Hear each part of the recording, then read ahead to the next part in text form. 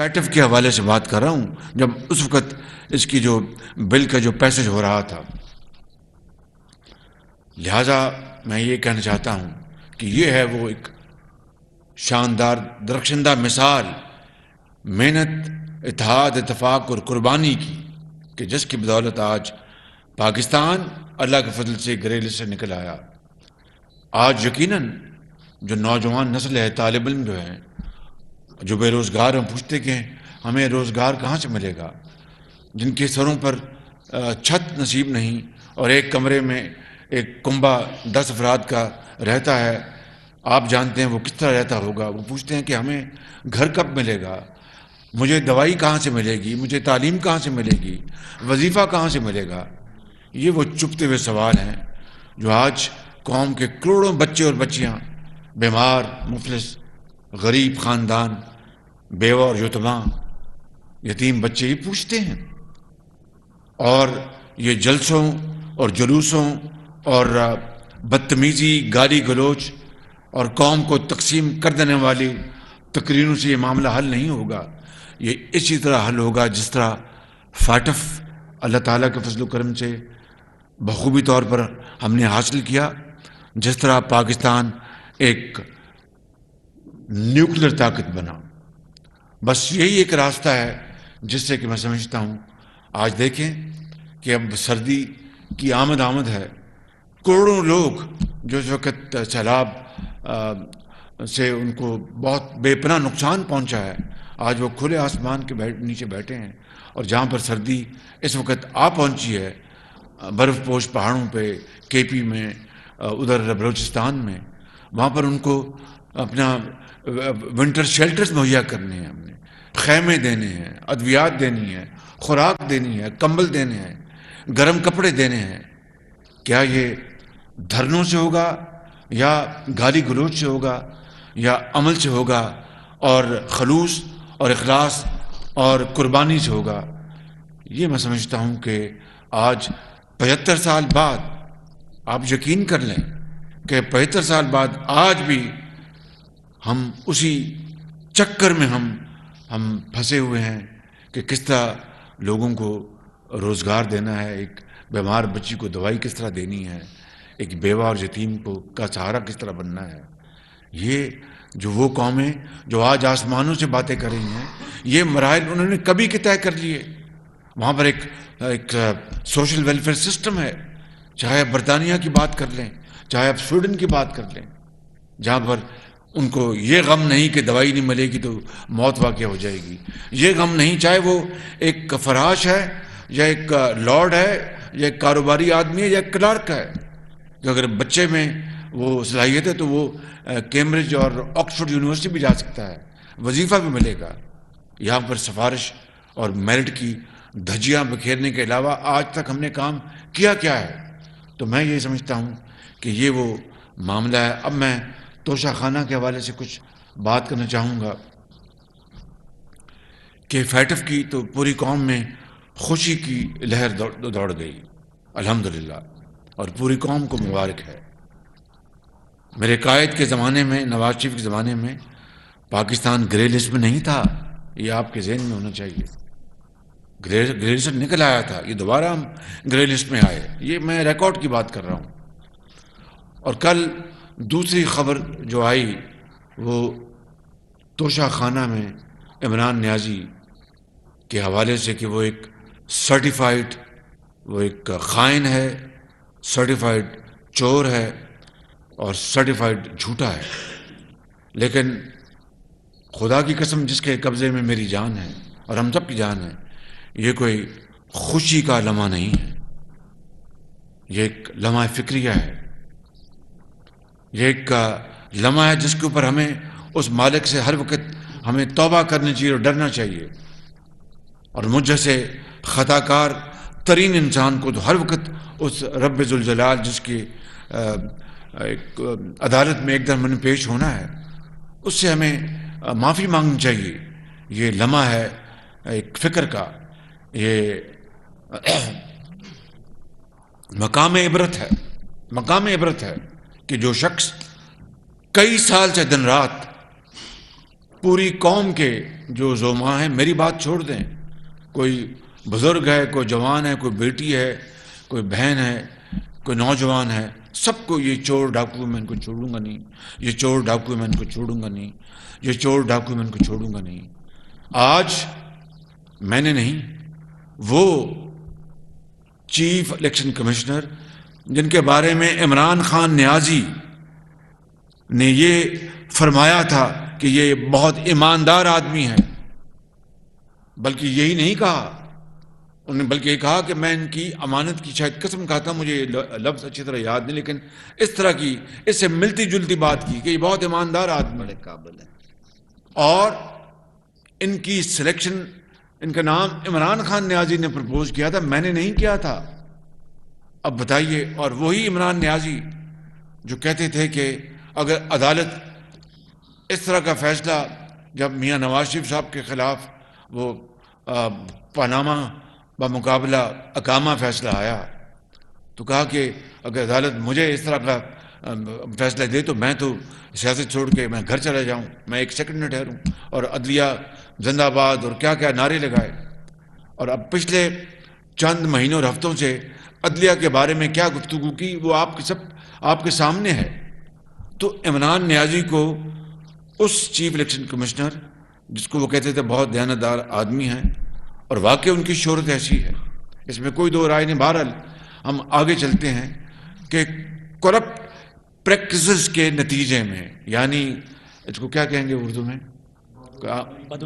بدعنوانی کی پریکٹسز، بدعنوانی کی پریکٹسز کے نتیجے میں پاداش میں ان کو کل ان کے خلاف یہ فیصلہ آیا کہ یہ بدعنوان ہے۔ انہوں نے جو توشہ خانہ، دیکھیے اندازہ کریں کہ کہاں وہ 2018 میں جب یوں ہی یہ آئے اور مسند پر زبردستی لا کر بٹھائے گئے جھرلو کے ذریعے اور دھاندلی کے ذریعے، یہ بات اب پوری دنیا میں بچہ بچہ کہتا ہے، کوئی نئی بات تو ہے نہیں، بدترین دھاندلی کے ذریعے ان کو بٹھایا گیا اور وزیر اعظم پاکستان ان کو بنوایا گیا۔ تو آتے ہی انہوں نے کہا کہ یہ بھینسے ہیں، ان کو میں بیچ رہا ہوں۔ آپ کو یاد ہوگا، اور یہ میں نے جناب وہ جو ہماری جو ایک جناب ہمیں ہر چیز ایک ایک پائی بجانی ہے، اور ہمیں بڑی اپنا کفایت شعری سے ہمیں کام لینا ہے، اور کفایت شعری کا تقاضا یہ، انہوں نے پتہ نہیں 23 لاکھ روپے بیچی۔ ایک آدمی نے تو یہ کہہ کہ وہ گائے خریدی کہ میں نواز شریف کا دیوانہ ہوں، میں پتہ نہیں 3-4 لاکھ روپے دے رہا ہوں، یہ کر رہا ہوں، اور یہ جناب یہ رقم یہ جمع کرائی جائے گی اپنا قومی خزانے میں، کہ قومی خزانہ ان بھینسوں کا متحمل نہیں ہو سکتا۔ پھر وہ گاڑیاں جو تھیں وہ اس کی بولی لگائی، آپ کو وہ بھی یاد ہے کہ جناب یہ قومی خزانے میں پیسہ جائے گا اور کفایت شعری جو ہے وہ ہمیں کرنی ہے۔ اب آپ بتائیے میرے اپنا بھائیوں کہ یہ نعرے لگانے والا شخص، اور تمام باتیں آپ کو علم ہے کہ 300 ارب ڈالر، اور جناب جو وہ وزیر اعظم چور ہوتا ہے، جب 1 روپیہ نیچے گرتا ہے وہ وزیر اعظم چور ہوتا ہے، جب اپنا بجلی مہنگی ہوتی ہے وہ وزیر اعظم فلاں ہوتا ہے، گیس جب مہنگی ہوتی ہے وہ وزیر اعظم چور ہوتا ہے، کیا کیا انہوں نے ٹائٹلز نہیں دیے۔ تو اب کہاں وہ بھینسیں بیچ کر وہ 23 لاکھ روپے قومی خزانے میں جمع کرایا کہ یہ تقاضا ہے کفایت شعری کا، اور کہاں جو غیر ممالک سے یا دوست ممالک سے مہنگے ترین تحفے ملے ان کو بیچ کر پیسے جیب میں ڈال لیے۔ ہاں، قوم آپ کو سلوٹ کرتی اگر یہ بیچ کر آپ نے یہ پیسہ، یہ 15-20 کروڑ روپے آپ نے قومی خزانے میں جمع کرایا ہوتا، تو میں بھی آپ کا ایک سیاسی مخالف ہونے کے باوجود آپ کی ستائش کرتا کہ آپ نے واقعی ایک وہ کام کر کے دکھایا ہے جو کہ قابل ستائش ہے اور شاباش کے قابل ہے۔ تو پھر تو بات تھی، نہ صرف آپ نے یعنی وہ تحفے نکال کر ایک تو دبئی میں بھیج دیا، اور کہتے ہیں مجھے اس کا قطعیت کے ساتھ علم نہیں ہے، کہتے ہیں کہ جس دکان کے پاس یا جس کے پاس وہ گھڑی بیچی جو 14-15 کروڑ روپے کی تھی، وہ اسی نے وہ جو ریئر جو ہوتے ہیں ماڈلز بنائے جاتے ہیں وہ اسی نے بنائے. تو اس نے آگے جن سے ملا تو ان کو فون کر دی, جناب یہ گھڑی آئی اپنا کوئی چوری تو نہیں ہوگی؟ اس نے کہا نہیں, آپ ہمیں یہ بھیج دیں. اندازہ فرمائیں, یعنی اندازہ آپ کریں کہ اس ملک کی کتنی انہوں نے پاکستان کی عزت کو خراب کیا, اس میں کوئی کسر نہیں چھوڑی. یعنی وہ چند گھڑیاں ہوتی ہیں اس کو کہتے ہیں ریئر, ناٹ کسٹم میڈ, اس کو کہتے ہیں جی نہیں, اس کو کہتے ہیں ریئر پروڈکشن کہتے ہیں. اس طرح ریئر پروڈکشن اس طرح کی ہوتی ہے, وہ بڑی چند وہ آئٹمز ہوتی ہیں. تو اس کو جناب اسی دکان میں پہنچ کے انہوں نے آگے فون کر دیا. تو ان کا اچھا, ان کا پھر یہ ہمیں واپس ادھر ہی بھیج دو. مجھے ملی ہے, میں نے جب میں وہاں پر وہ آج آپ بالکون سے گزرے ہیں وزیر اعظم ہاؤس کے, تو الحمدللہ آپ کو اپنا نظر آئے گی, آپ کا دل بھی چاہے گا, لیکن آپ پہنچ نہیں سکتے وہاں. پچھلے 10 سال کا بھی بتا دیں. تو یہ مجھے کہہ رہے ہیں کہ میں پچھلے سالوں کو بتا دوں. تو وہ مجھے نیب میں اپنے عدالت میں نے ایک دفعہ کہا تھا, جب میں تھا خادم پنجاب, تو مجھے اس طرح کے جب میں ملا تحفے, بہت ایک قیمتی گھڑی تھی. تو مجھے خط آیا کیبنٹ ڈویژن سے کہ جناب یہ آپ کی تحفہ ہے, تو آپ اس کی اتنی قیمت ہے, تو آپ اس کا اتنا ادا کر دیں. جو آپ, میں نے خط لکھا اس کو, رائٹنگ ریکارڈ کا حصہ ہے. میں نے کہا شکریہ, مجھے نہیں چاہیے, یہ آپ اپنا توشہ خانے میں رکھیں. البتہ یہ ہے کہ اب میں نے وزیر اعظم ہاؤس میں اس لیے وہ اپنا یہ اس میں کیسز میں لگوایا کہ توشہ خانہ میں کوئی اس کی کوئی جو رپورٹس اچھی نہیں ہیں, چیزیں وہاں گم ہو جاتی ہیں, پتہ نہیں کس طرح ہوتی ہیں, تو مجھے نہیں پتا, میں نہ کسی کے اوپر الزام لگا رہا ہوں. اس لیے میں نے اس کو کہا کہ وزیر اعظم ہاؤس میں اپنا لگے, تاکہ لوگوں کو پتہ ہو کہ کون تھا وہ جو گھڑیاں بیچ کے پیسے جیب میں ڈال گیا, اور کون تھا جس نے یہ اپنا جو تحفے جو ہیں پاکستان کو جو ملے. مجھے تحفہ نہیں ملا, یہ 22 کروڑ عوام کو ملا ہے. میں ایک حقیر آدمی ہوں. ان ممالک نے, ان کے پریزیڈنٹ نے, پرائم منسٹرز نے, بادشاہوں نے پاکستان کے عوام کی توقیر کی ہے. تو خیر اینی وے میں واپس آتا ہوں.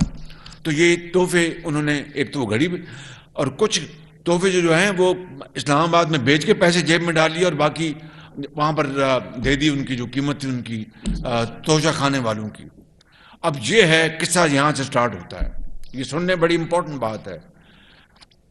وہ جو پیسے انہوں نے پہلے تو قانون کی دھجیاں اڑائیں. کوئی قانون نہیں کہ پہلے آپ کو تحفہ ملے, آپ پہلے بیچ دیں, پیسے جیب میں ڈالیں, اور پھر آپ جا کے اس کی جو قیمت جو ہے, جو کہ جو رولز کے مطابق وہ جا کے جمع کرائیں 20%. یہ ممکن نہیں ہے.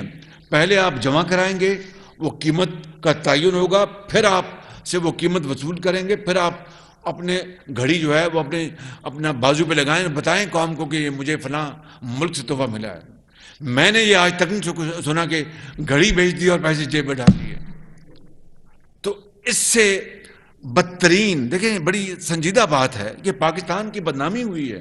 اس سے بدترین کوئی مثال ملے گی کہ ایک وزیر اعظم جو تحفے میں ملنے والی گھڑیوں کو بغیر تخمینہ لگوائے پہلے, جو کہ قانون کے خلاف تھا, وہ بازار میں بھیج دے, پیسے جیب میں ڈال لے, اور باقی جو 20% قیمت ہے وہ ادا کر دے بعد میں. نمبر 1. نمبر 2, 2019, 20, 21 میں ایک قانون ہے کہ جناب آپ الیکشن جب ہوتے ہیں تو الیکشن سے پہلے بطور ایک کینڈیڈیٹ آپ اپنا وہ کاغذات کے ساتھ اپنی ریٹرن فائل کرتے ہیں, بتاتے ہیں کہ میرے یہ اثاثے یہ ہیں, اور میری میری جو اہلیہ ہے اس کے اثاثے یہ ہیں, اور میرے ڈپینڈنٹ جو ہیں, ڈپینڈنٹ جو ہوتے ہیں جو آپ کے اوپر جن کا نان نطقے کا دار و مدار ہو, بچے آپ کے, ان کی یہ ان کی تفصیل ہے, وہ بتاتے ہیں آپ بالکل. اور پھر الیکشن کے بعد پھر دوبارہ اگر آپ الیکشن جیت جائیں تو دوبارہ آپ کو پھر وہ ریٹرن فائل کرنی پڑتی ہے, FBR کے پاس بھی اور الیکشن کمیشن کے پاس بھی. میں اس تفصیل میں نہیں جا رہا, میں نے موٹی موٹی آپ کو بات بتائی ہے. آپ نے, عمران نیازی نے, وہ اس میں الیکشن کمیشن کو گول کر دیا. یعنی وہ بتائے نہیں کہ میں نے یہ تحفے میں نے بیچے اور غیر قانونی طور پر بیچے اور پیسے لیے, اور یہ کہا جی بس میں نے اپنے اکاؤنٹ میں ڈال دیے. یہ تو اللہ بھلا کرے اسٹیٹ بینک آف پاکستان کا, انہوں نے جب کھوج لگایا تو انہوں نے پھر جب بہت ان کو پریس کیا گیا تو انہوں نے بینک کا نام دے دیا اور ایک غلط اکاؤنٹ دے دیا. یہ دیکھیں میں آپ کو بتا رہا ہوں جو جھوٹ یعنی ٹوسٹ کیا. Am right? جی سر. غلط اکاؤنٹ نمبر دے دیا, غلط, جان بوجھ کے. اور جب انہوں نے اس کی تفتیش کی الیکشن کمیشن نے تو وہ اکاؤنٹ نمبر ملتا نہیں تھا. پھر انہوں نے بڑا سر جوڑا اور دیکھا کہ اچھا, پھر انہوں نے اپنا وہ نمبر جب ادھر ادھر کیے تو وہ نکل آیا.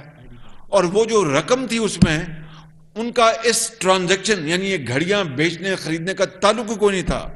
وہ رقم مجھ سے پہلے کی بات ہے. اس ٹرانزیکشن سے یعنی خرید و فروخت سے کوئی تعلق نہیں ہے. منی ٹریل نہیں ملی, اس کی کوئی منی ٹریل نہیں ملی.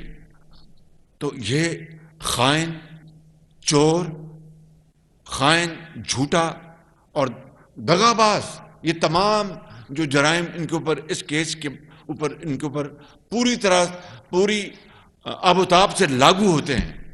تو یہ ہے معاملہ میرے بھائیوں.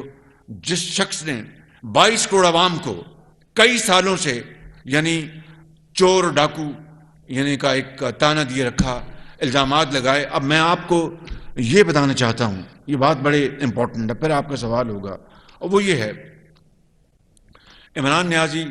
اور یہ ایک لمحہ فکریہ ہے, یہ اللہ تعالیٰ سے ڈرنے والا لمحہ ہے. یعنی پنجابی میں کہتے ہیں کہ اپنا وہ جو دشمن بھی مر جاوے تو خوشی نہ کریے, یہ دشمن مرے تو خوشی نہ کریے. یقین کر لیں سجنا بھی مر جانا, بالکل اس میں کوئی دو رائے. تو وہ یہی چیز ان اے ڈفرنٹ کانٹیکسٹ یہاں لاگو ہوتی ہے کہ اللہ تعالیٰ اپنا کل سے اور پرسوں سے مجھ جیسے اپنے شخص کو بچائے, اسے ہر وقت معافی مانگنی چاہیے. لیکن جو شخص جس نے یہ چور ڈاکو 6 سال دن رات الزامات لگائے, آج وہ سرٹیفائیڈ چور نکلا, سرٹیفائیڈ خائن نکلا, نمبر 1. نمبر 2, احسن اقبال کے خلاف جو الزامات لگے اللہ تعالیٰ نے اس کو بریت کے سرٹیفکیٹ دیا ہائی کورٹ اسلام آباد سے. اور چور ڈاکو یہ دن رات ہم سب کو کہتا تھا.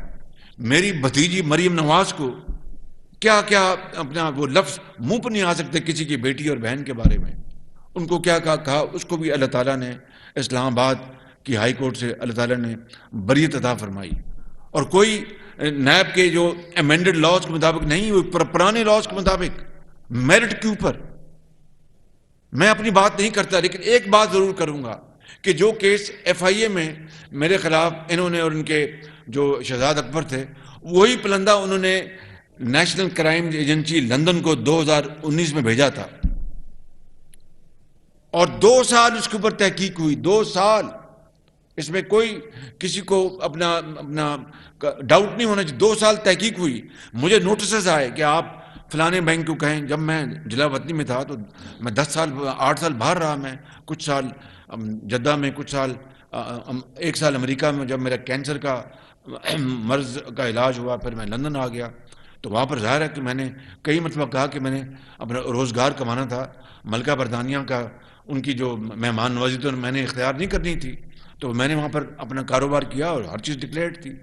2 سال این سی اے نے پوری طرح, اور این سی اے وہ ہے نیشنل کرائم ایجنسی جس کا ہم پلہ دنیا کی بہترین سے بہترین جو کرائم ایجنسی اس کا مقابلہ نہیں ہے. ان کی آنیسٹی, ان کی انویسٹیگیٹو کیپیسٹی اور ان کی ٹرانسپیرنسی, ہر چیز.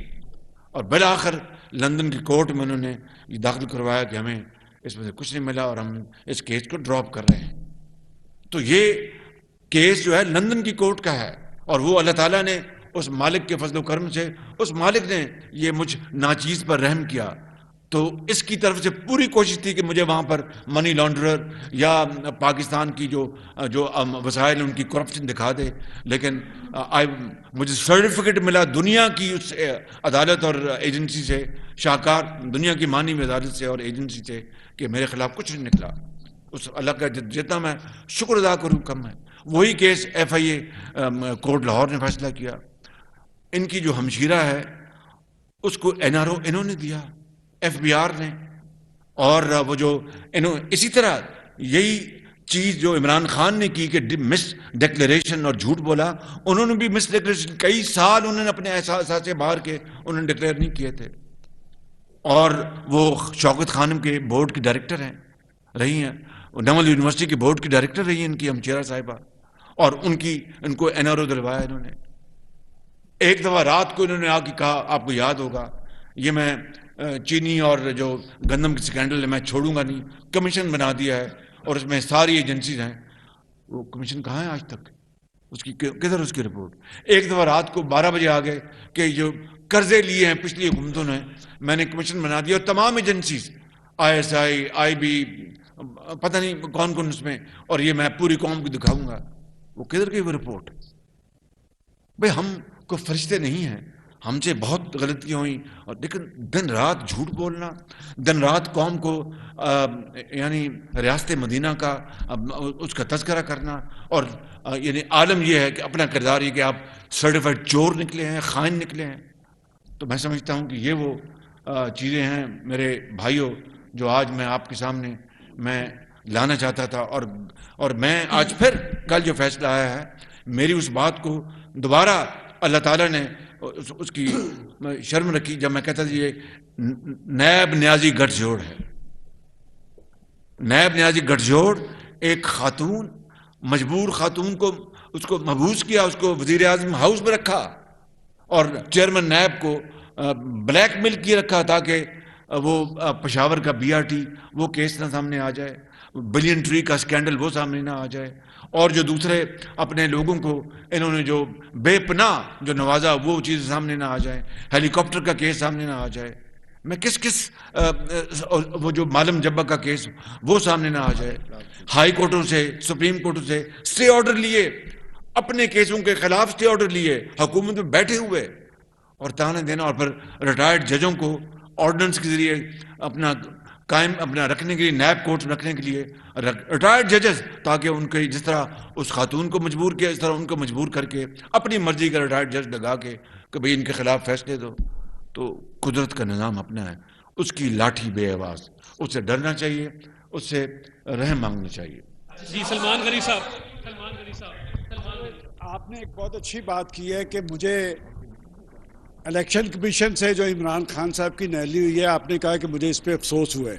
اس سے پہلے پاکستان, میں نے کہا کہ یہ مقام عبرت ہے, مقام خوشی کا مقام. سر اس سے پہلے پاکستان کے ایک پرائم منسٹر کو پاناما کیس میں ٹرائل کیا گیا اور انہیں اقامہ میں سزا دی گئی. -1 فارمولہ اس وقت بھی لاگو ہوا, اور اب سابق وزیر اعظم عمران خان صاحب پہ الیکشن کمیشن نے انہیں نااہل قرار دیا ہے. آپ سے سوال یہ ہے کہ یہ دائروں کا سفر کب تک جاری رہے گا؟ اور 2 روز پہلے آپ نے نوجوانوں کی ایک تقریب میں خطاب کرتے ہوئے کوئی مفاہمت کے عمل کی بات کی ہے, تو یہ بتائیں کہ یہ مفاہمت کا عمل کس سے چل رہا ہے اور کس بنیاد پہ چل رہا ہے؟ پہلی بات تو یہ ہے کہ دیکھیں کہ عمران نیازی جو سراپا جھوٹ کا مجسمہ ہے اور بددیانتی کا مجسمہ ہے, خود چور نکلے سرٹیفائڈ. انہوں نے کہا, سن میں عرض کرتا ہوں جی, بنی گالا کا گھر کس نے بچایا اور وہاں پر غریبوں کے گھروں کو کس نے مسمار کیا, یہ پوری قوم جانتی ہے.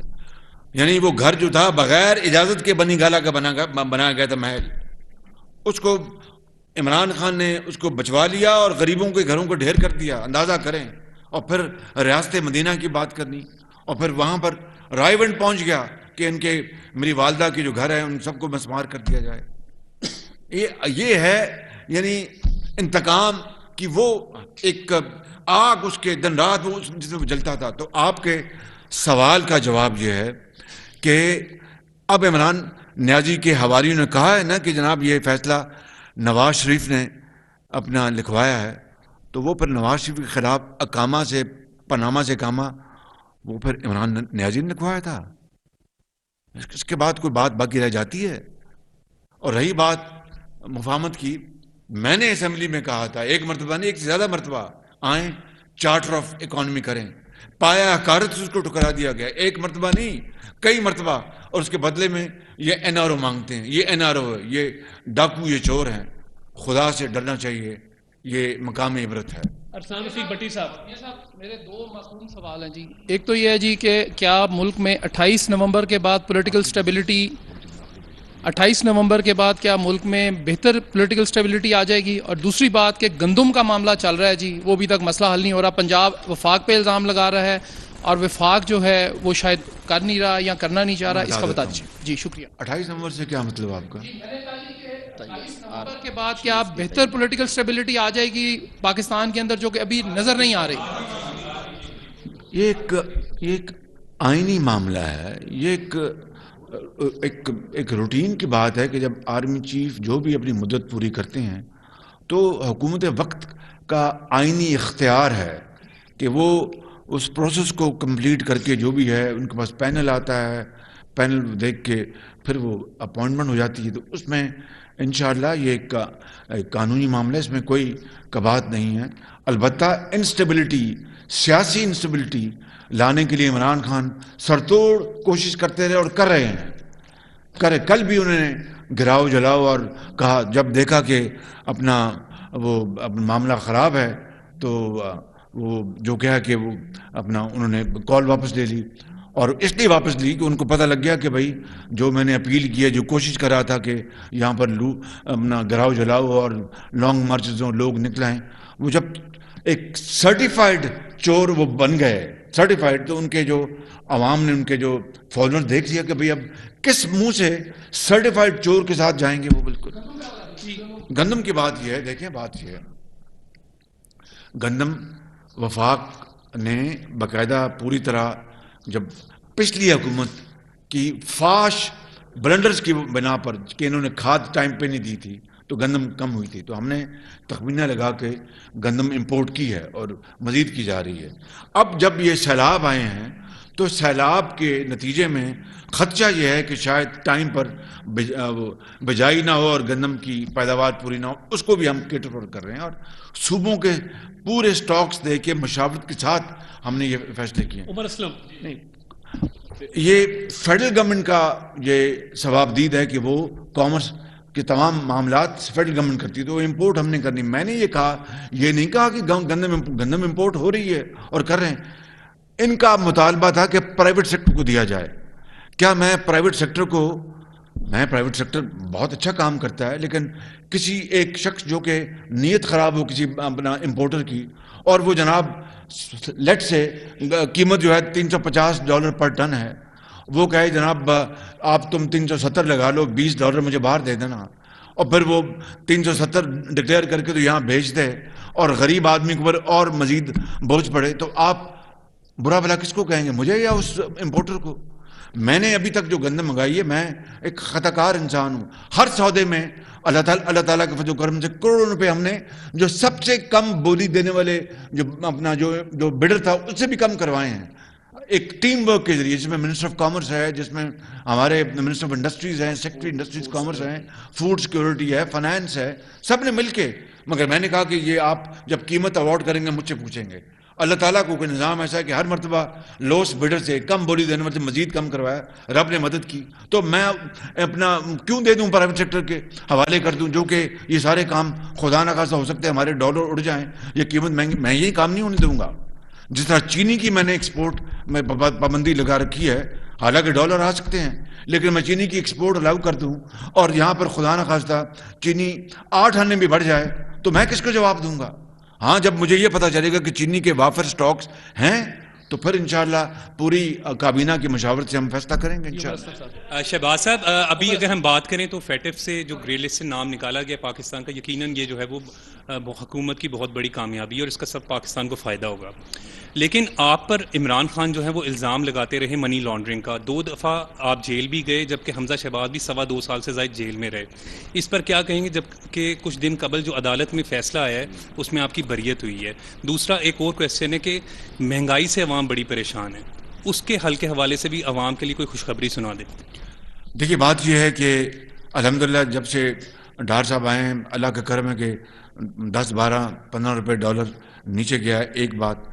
نمبر 2, منی لانڈرنگ کی جو الزامات لگائے گئے, میں نے لندن کی جو میں نے بتائی عدالت نے, جو وہاں پر NCA نے یہ وہاں پر رپورٹ دے دی کہ ہمیں کوئی مزید انویسٹیگیشن درکار ان کے خلاف کچھ نہیں ملا, یہ ریکارڈ کی بات ہے. تو وہ منی لانڈرنگ کا کیس تھا, وہ کرپشن کے میرے خلاف گئے تھے نا, جو یہی کیس FIA میں ہے. مجھے بتائیں, میں عدالت میں جیل میں نہیں گیا, حمزہ نہیں جیل میں گیا, نواز شریف بھی گئے, مریم نواز بھی گئیں, اور ان کے کمرے میں کس طرح کیمرے لگائے گئے کون نہیں جانتا, کس طرح گھسیٹا گیا میری بیٹیوں کو عدالتوں میں, کس طرح یہ 6 نمبر جو گھر ہے میرے یہاں پر جو میری 2 بیٹیاں بیائی ہیں, ان کو کس طرح وہ ان کو اپنا وہاں پر پہنچی, ان کی گاڑیاں پولیس گردی ہوئی, ان کو گھیرے میں لیا گیا, حالانکہ دونوں کا کوئی تعلق نہیں تھا کسی کیس سے. تو زرداری صاحب کی بہن کے ساتھ کیا کیا گیا, عید چاند رات کو ان کو گرفتار کر لیا گیا. ہم یہ کبھی حرکتیں نہ ہم سے توقع کی جائے نہ ہم کریں گے انشاءاللہ. یہ میں آپ کو بالکل ڈنکے کی چوٹ پہ کہنا چاہتا ہوں, قانون اور انصاف اپنا رستہ اپنائے گا انشاءاللہ. ہم نے دیکھا کہ 4 سال آپ عدالتوں میں پیش ہوئے, اپنی بیٹی کے ہمراہ بھی, اب عدالت نے آپ کو بری کیا ہے. لوگ یہ کوشچن کرتے ہیں کہ عمران خان صاحب کے خلاف اتنے کیسز ہیں یا ان کی بہن کے خلاف اتنے کیسز ہیں تو ان کو گرفتار نہیں کیا جاتا. اور دوسری بات یہ کہ پنجاب میں تبدیلی کی آوازیں آ رہی ہیں کہ پنجاب میں پھر دوبارہ سے تبدیلی آئے گی اور پی ڈی ایم کی حکومت مل کے حکومت بنائے گی. قانونی طور پر تبدیلی لانے کا سب کو حق ہے, وہ ایک پروسیس ہے, اس میں میرے خیال ہے کسی کو بھی کوئی اعتراض نہیں ہونا چاہیے. اگر ایسا ہوتا ہے تو ضرور ہو, لیکن یہ دیکھ لیں کہ ہم سے دیکھ لیں, یہ بات سن لیں ذرا مہربانی کر کے, ہم سے کس طریقے سے اپنا عمران نیازی نے کسی ایک زوراور افسر کو نہیں چھوڑا. فیڈرل گورنمنٹ میں جتنے بھی تھے جن کے پاس اختیار اور قدرت تھی اپنا فیصلہ کرنے کی, ان سب کو لگایا کہ شہباز شریف کو آج اندر ہونا چاہیے. اس کو نیند نہیں آتی تھی جب تک کوئی پوچھ نہیں لیتا تھا کہ شہباز شریف کل گرفتار ہوگا کہ نہیں ہوگا. یہ اس کی حالت تھی, یہ اس کی. اب وہ کہتا ہے اپنا الیکشن کمیشن میں کہ جناب 10 سال پرانے, میں مجھے کیا یاد کہ 10 سال پرانے کے 10 سال والی تو بات ہے بھی نہیں. یہ توشہ خانے کیس 2018, 19 اور 20 کے, آج سے صرف اپنا 2 سال 3 سال پہلے 10 سال کی بات کہاں سے آ گئی. ایک تو یہ جھوٹ دیکھ لیں, اور ہمیں 20 سال پرانے کیس جو NCA لنڈن میں, انہوں نے 20 سال پرانا, میرا جب میں وہاں پر تھا اپنا غریب الوطنی میں, وہ 2004-5 تھا. آپ لے لیں آج اس کو 20 سال ہو گئے, یعنی 19 سال ہو گئے. وہ 19 سال پرانے کیسز ہمارے انہوں نے نکلوائے, ہم نے تو اف نہیں کی. اب اس کو 3 سال 10 سال اس کو نظر آنے لگے. یہ ہے مکافت عمل. بابر ڈوگر صاحب پنجاب میں خاص طور پر بیوروکریسی, کچھ افسران ایسے ہیں جن کو فیڈرل گورنمنٹ نے تبدیل کر دیا. وہ فیڈرل منسٹر کے خلاف پرچے درج کر رہے ہیں, لیکن اور ان کا تبادلہ بھی کر دیا, لیکن وہ احکامات بھی نہیں مانتے. تو ان کے خلاف کب انکوائری انیشیٹ ہوگی؟ جی وہ ایک جو قانون اپنا راستہ اپنائے گا اس میں عدنان شیخ صاحب. آپ بطور وزیر اعظم پاکستان آپ ان کے استقبال کے لیے جائیں گے, اور اگر پنجاب حکومت یہ عمران خان لانگ مارچ کرتا اور پرویز الہی سپورٹ کرتی پنجاب حکومت کو, تو کیا پنجاب میں گورنر راج لگایا جا سکتا ہے؟ نہیں, تو میں نواز شریف صاحب انشاءاللہ آئیں گے اور اللہ نے ضرور آئیں گے, تو میں ایئرپورٹ جاؤں گا ان کو لینے کے لیے. آپ کو اعتراض ہے اس میں؟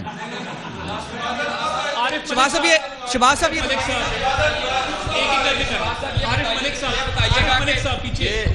عارف ملک صاحب پیچھے پلیز. صاحب آپ عوام کو ایجوکیٹ کر رہے ہیں اور پچھلے کئی روز سے ایجوکیٹ کر رہے ہیں کہ عمران خان چور ہے, وہ کرپٹ ہے, اور انہوں نے سرٹیفائیڈ چور ہے. اس سے پہلے بھی آپ ایجوکیٹ پہ لوگوں کو کرتے رہے کہ آصف زرداری چور ہے, اس نے بدبیانتی کی ہے, اب وہ آپ لوگوں کے ساتھ بیٹھا ہے. تو کیا اب وہ ایماندار ہو گئے آصف زرداری؟ اب آپ لوگوں کو کیسے ایجوکیٹ کریں گے؟ ان کے حلیف بیٹھے ان کے بارے میں کیا کہیں گے؟ میں بات آپ سے, میں تو آپ کے سوال کا جواب دے رہا ہوں. ان اپنے حلیفوں کے بارے میں وہ کیا کہا کرتے تھے عمران نیازی جو یہاں بیٹھے ہیں؟ نہیں, گزارش یہ ہے, نہیں, آپ نے سوال کیا ہے کہ آپ نے ایک نام لیا عمران خان, ان کے بارے میں یہ کہتا تھا. عمران خان کا کہا نا, نہیں, مگر یہاں پر جو ان کے حلیف بیٹھے عمران خان ان کے بارے میں کیا کہتے تھے؟ جی میاں صاحب, میں آپ سے جاننا یہ چاہ رہا ہوں, میاں صاحب army chief general Qamar Javed Bajwa صاحب عمران خان صاحب سے جتنی بھی ملاقاتیں کی ہیں آپ کے اپروول سے کی ہیں, اور دوسرا یہ کہ آرمی چیف کا کل بیان آیا تھا کہ سیاست سے ان کا کوئی تعلق نہیں ہے. کچھ کور کمانڈرز کے بھی عمران خان صاحب سے ملنے کی ملاقاتوں کی جو ہے وہ اسپیکولیٹ ہوا. تو اگر سیاست سے تعلق نہیں ہے تو پھر یہ سارے رسپیکٹڈ جو شخصیات ہیں. میں ایک منتخب ایک وزیر اعظم ہوں, میرے منصب کا تقاضا ہے کہ میں عمران خان نیازی کی طرح اس کے اوپر کوئی میں گیسنگ نہ کروں. بالکل. شہباز صاحب آج سب سے اہم میرا خیال ہے لاہور میں جو ایونٹ رہا ہے وہ جسٹس فائز عیسیٰ کی تقریر تھی، اور انہوں نے کہا کہ جو جمہوریت کا دشمن ہے وہ پاکستان کا دشمن ہے. آج اس وقت میں جب کہ خاص طور پہ پاکستان میں اسلام آباد میں یہ صدا گونج رہی کہ کوئی کیئر ٹیکر سیٹ اپ کے اوپر بات چیت چل رہی ہے دونوں طرف سے، تو کیا دیکھ رہے ہیں کہ اگر جمہوریت پر دوبارہ کسی قسم کا کوئی شب خون مارا جاتا ہے تو کیا عمران بھی آپ کے ساتھ ہوں گے؟ پی ڈی ایم تو ساری کٹی ہے، اور کیا یہ وقت آ سکتا ہے یا آپ سمجھتے ہیں کہ نہیں جمہوریت کو کوئی خطرہ نہیں ہے؟ قطعاً کوئی گھبرانے کی بات نہیں، کوئی جمہوریت کو خطرہ نہیں. انشاءاللہ آئین اور قانون کے دائرے میں یہ حکومت اپنا کام کرتی رہے گی، جو ہمارے فرائض ہم نبھاتے رہیں گے. البتہ اگر ملک کی بہتری کے لیے، اگر ملک کی اس ہماری جو نسلوں آنے والی نسلوں کی بہتری کے لیے کوئی اگر اپنا کوئی پیشکش میں کرتا رہا ہوں اور اس کو ٹھکرایا جاتا رہا ہے، آج بھی میں کہتا ہوں کہ ہم پاکستان کے مستقبل کے لیے، اپنی نسلوں کو، ان کے فیوچر کو درخشندہ بنانے کے لیے، تابناک بنانے کے لیے، اس مستقبل کے لیے میں ہر در پر جانے کے لیے تیار ہوں، بشرطیہ کہ اس میں سنسیریٹی ہو، اس میں سنجیدگی ہو، اس میں دغا، دھوکہ اور فریب اور اس میں فراڈ پن نہ ہو. اس میں شہباز صاحب، پہلے تو آپ خادم پنجاب تھے، اب خادم پاکستان بن گئے ہیں. یہ بتائیں کہ آپ کی جو جمہوری گورنمنٹ جو ہے اس کو تحت بالا کرنے کے لیے عمران خان لانگ مارچ کا اعلان کر سکتے ہیں. اگر وہ آتے ہیں تو ان کے ساتھ کیسے نبرد آزما ہوں گے، آپ کیسے نپٹیں گے؟ اور دوسرا پہلی بات تو یہ ہے کہ ایک سرٹیفائیڈ چور کے پیچھے ان کے سپورٹرز نکلیں گے. اصل بات تو یہ دیکھنا، پہلی بات یہ ہے. دیکھیں، ابھی تک میں آپ کو بڑے ادب سے اور بڑی انکساری سے کہتا ہوں کہ ابھی تک تو اللہ تعالیٰ نے اپنا کرم کیا. جو کیسز ہمارے خلاف جھوٹے بنائے گئے، دیکھیں ہماری پچھلی اور اگلی نسلوں کا بھی حساب ہم سے لے لیا گیا. عمران خان سے قانون مطابق ان سے حساب مانگا جا رہا ہے اور وہ بھاگ رہے ہیں سرٹیفائیڈ چور کے پیچھے. اگر ان کے حوالی میں جانا تو ان کی مرضی ہے، لیکن قانون اپنا راستہ اختیار کرے گا. ہم جو فیڈریشن ہے، جو پاکستان کی وحدت کی اور یکجہتی کی نشانی ہے، قطعاً اس کو کسی سرٹیفائیڈ چور اور ڈکیت کو ہم وہاں پر گھسنے نہیں دیں گے.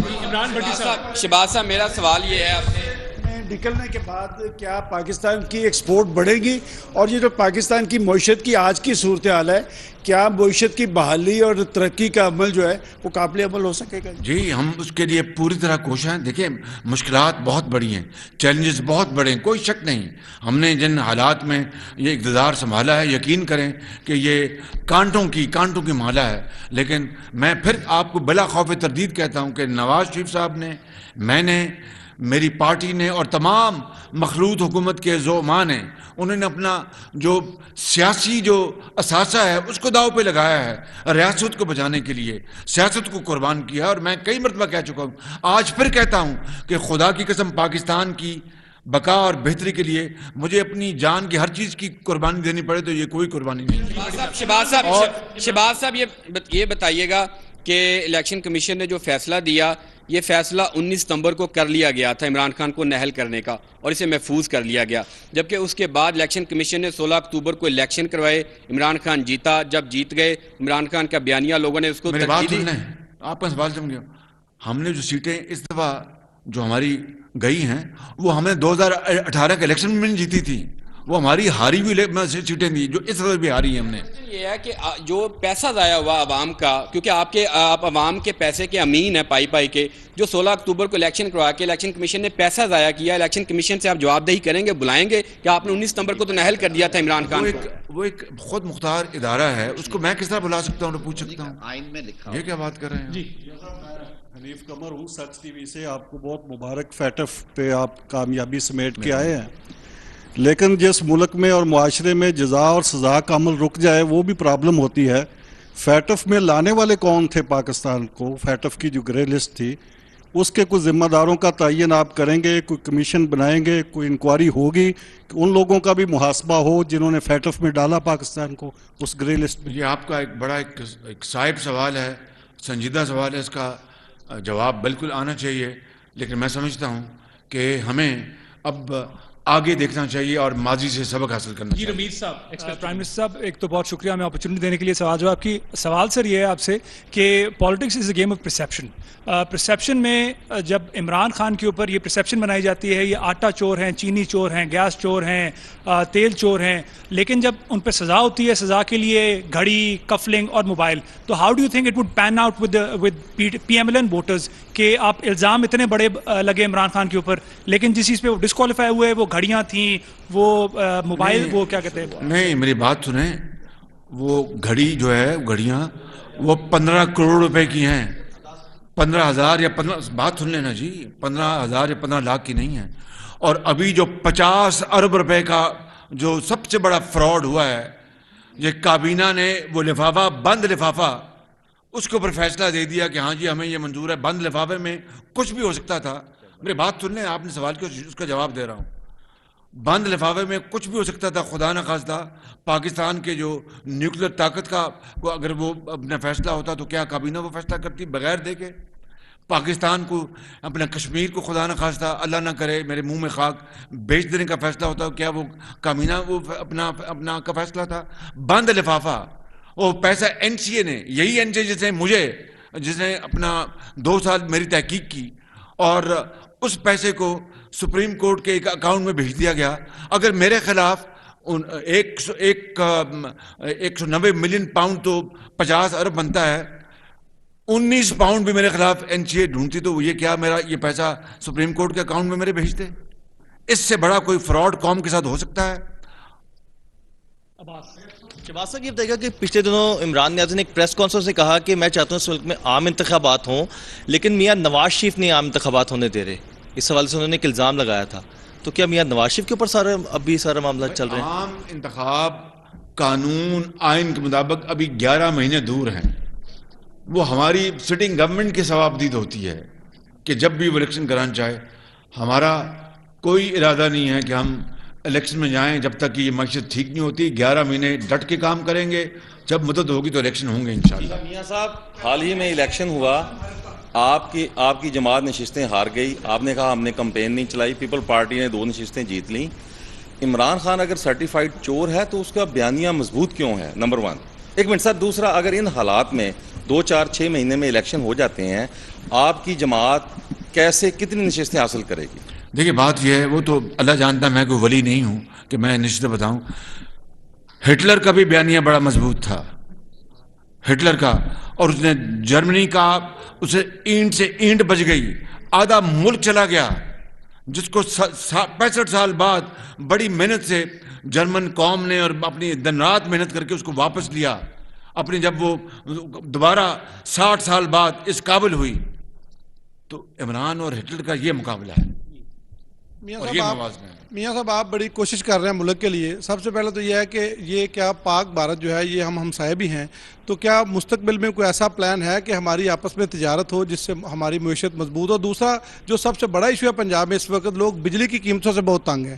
کیا اس حوالے سے کوئی پلاننگ کی ہے آپ نے کہ کوئی جلدی ریلیف ملنے کی توقع ہے؟ بجلی کی قیمت دیکھیے, سن لیں کہ ہماری حکومت کو آئے وہ صرف 6 مہینے ہیں, 6 مہینے. تو یہ بجلی کی جو قیمتیں جو ہیں یہ ماضی کی ایک, سچی بات کریں, ماضی کی ایک حکومت نے کئی حکومتوں کا کیا دھرا ہے. جس طرح میں آپ کو مثالیں بتا چکا ہوں, اب ٹائم کافی ہو گیا ہے. صرف یہ میں کہہ رہا ہوں کہ فیول ڈسپلن چارج میں مجھے میرے قائد میاں نواز شریف نے کہا کہ بھئی یہ کسی صورت نہیں اپنا لگنے چاہیے, تو 300 یونٹ تک میں نے رکوایا. سیلاب کے جو سیلاب زدہ کروڑوں لوگ, ان کے بلز ہم نے بجلی کے ختم کروائے. اور پوری کوشش ہے, میں آپ کو بتاؤں کہ میں اپنے دوست ممالک کے گھٹنوں کو ہاتھ لگا رہا ہوں کہ ہمیں کہیں سے سستی گیس مل جائے. آپ یہ سوال کریں کہ جب سستی ترین گیس مل رہی تھی تو اس سرٹیفائیڈ چور نے قوم کے لیے گیس کیوں نہیں خریدی؟ یہ آپ سوال کریں.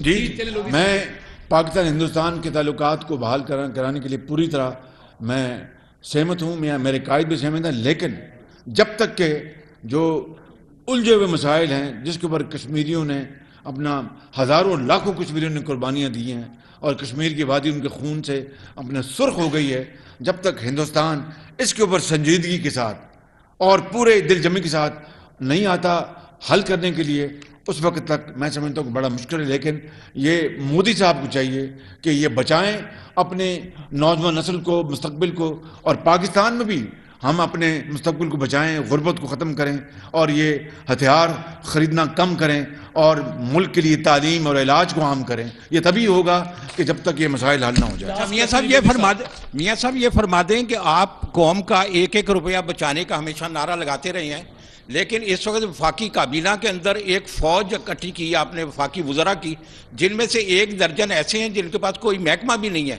تو یہ فضول خرچیاں جو کیوں ہو رہی ہیں؟ یہ بات آپ کی دیکھیں، یہ ایک سیاسی حکومت ہے.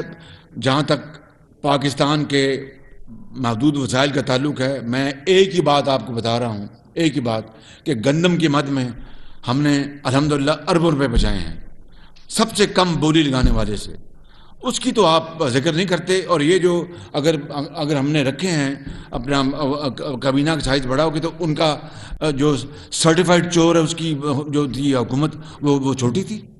جی لاسٹ کویشچن بلوچ صاحب یہ بتائیے گا کہ آج کل میاں صاحب یہ بتائیے گا کہ آج کل یہ خبریں چل رہی ہیں کہ پی ٹی آئی کے بیک ڈور رابطے بڑے چل رہے ہیں، تو یہ کیا فیڈرل گورنمنٹ کے ساتھ کوئی رابطے ہو رہے ہیں جس کا عمران خان ذکر بھی کر چکے ہیں کہ ہاں ہو رہے ہیں، یا کسی اور ادارے کے ساتھ؟ اور دوسرا یہ بتائیے گا کہ مہنگائی کی وجہ سے لوگ بڑے پس رہے ہیں، تو اس حوالے سے کوئی ریلیف ملنے کی کوئی توقع ہے؟ بالکل پوری کوشش ہوتی ہے کہ جو بھی ریلیف ہو عوام کے حوالے. آج ہی یہ پیناڈول جو ہے، بڑی مہنگی پیناڈول ہو گئی ہے، میں نے کہا میں قیمت نہیں بڑھاؤں گا، اس کا حل ڈھونڈیں گے. اور بیک ڈور رابطوں کے حوالے جو آپ نے بات کی ہے، تو ابھی بیک ڈور میں آپ کو بتاؤں گا انشاءاللہ. جی آخری میاں شاہد صاحب لاسٹ. میاں صاحب یہ بتا دیجیے گا، میاں شاہد صاحب میاں صاحب یہ بتا دیجیے گا، عمران خان کے خلاف القادری ٹرسٹ کیس، اس کے علاوہ فرح گوگی کے کرپشن کیسز، بے شمار کرپشن کیسز ہیں، اور شاید خاقان عباسی بھی یہ کہہ چکے ہیں کہ لگتا ہے یہ حکومت کی کمزوری ابھی تک ہاتھ نہیں ڈالا گیا.